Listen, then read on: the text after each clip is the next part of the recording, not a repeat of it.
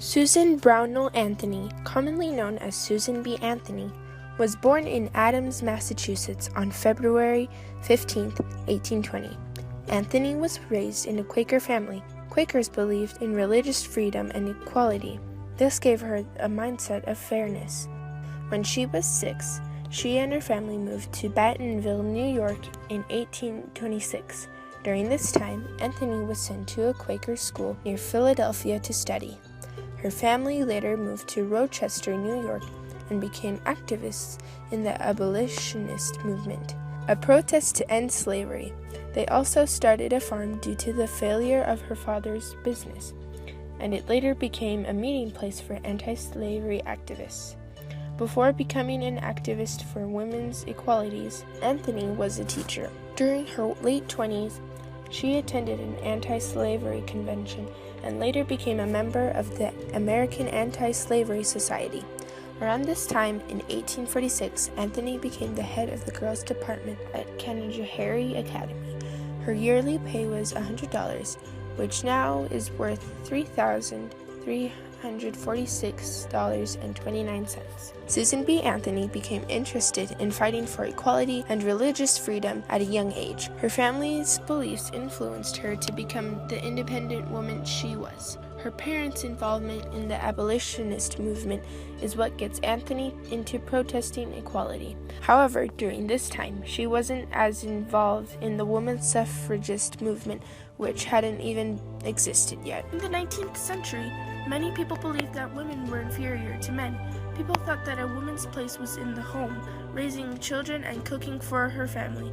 On the other hand, a man's place was at work, making a living for the family. It has always been this way for many generations. It is believed that this idea originated from the Christian religion, in which many strongly believed in at that time. Husbands usually had most of the power and represented the family, while their wives nurtured and raised their kids at home. Because of this, many men went against the idea of women having equal rights as men, and the ability to vote, because it went against their opinions and beliefs. It was not only men who went against the women's suffragist movement, even some of the women were against the idea of having rights and suffrage. They believed that due to the fact that they were raised in the mindset that men had more power than women, they had thought it was the only way to keep harmony in their homes. One woman who went against this popular idea amongst women, Kate Douglas Wiggin, believed, quote, "It was more difficult to be an aspiring woman than a good citizen and an honest voter," end quote. After leaving her place as the head of the NHD Academy Girls Department in 1849, she began to dedicate more of her time into social issues. In 1851, Anthony attended an anti-slavery conference. Here, Anthony meets Elizabeth Cady Stanton, who later helps her in the women's suffragist movement. She was later involved in the temperance movement, held by the Sons of Temperance, which was targeted to limit or completely abolish the sale and production of alcohol. This later becomes a reality during the 1920s prohibition. This influenced Anthony's passion to take a stand for women. She was denied a chance to speak at the event simply because she was a woman. The men at the temperance movement refused to let Anthony speak and told her to listen and learn. She realizes that no one would take women seriously in politics unless women got the right to vote. Susan B. Anthony had believed that the rights of women were being violated and that only white men had their full rights. This event sparked the creation of the women's suffragist movement. Just a year later, in 1852, Anthony and Stanton created the Women's New York State Temperance Society. Anthony began to start petitions for women to gain the right of owning property. She also began to travel for this cause. It wasn't until after the Civil War when Anthony started to focus more on women's rights. She and Stanton established the American Equal Rights Association in 1866, which protested equal rights for all races and sexes. In the same year, Anthony and other women's rights activists wrote a petition for universal suffrage. Congressman Thaddeus Stevens submitted the petition on January 29, 1866. 2 years later, in 1868, Anthony and Stanton created the newspaper The Revolution. The newspaper's motto was "Men their rights, and nothing more. Women their rights and nothing less. Unfortunately, this newspaper was unsuccessful, put to an end 4 years later.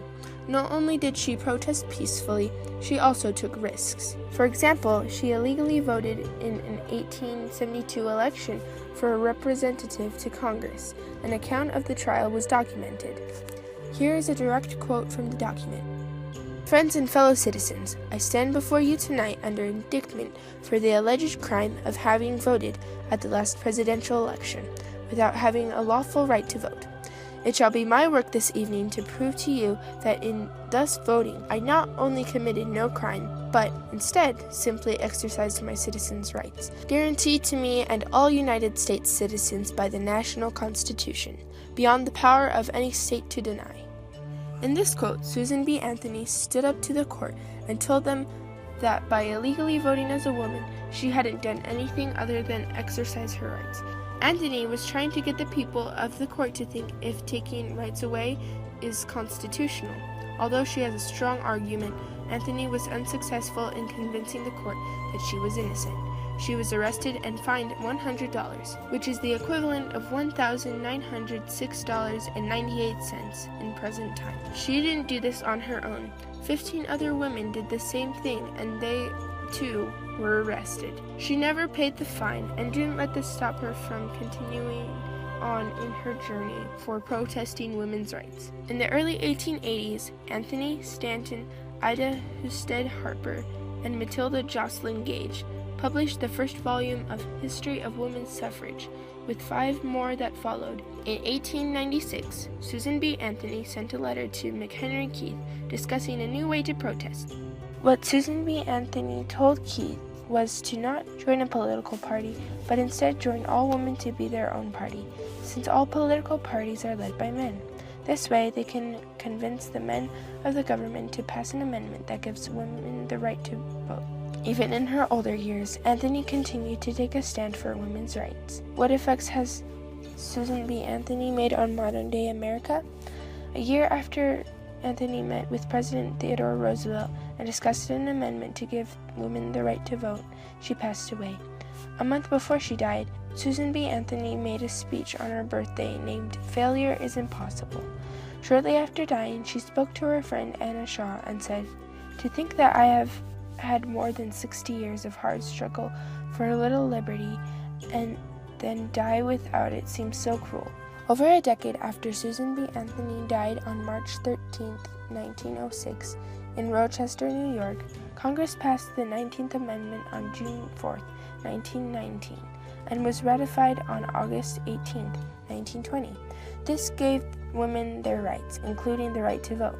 After decades of protest, Susan B. Anthony proved that failure is impossible and has remarkably affected women all over the United States. Over 40 years later, in 1979, the U.S. Treasury Department put a portrait of Susan B. Anthony on the dollar coin.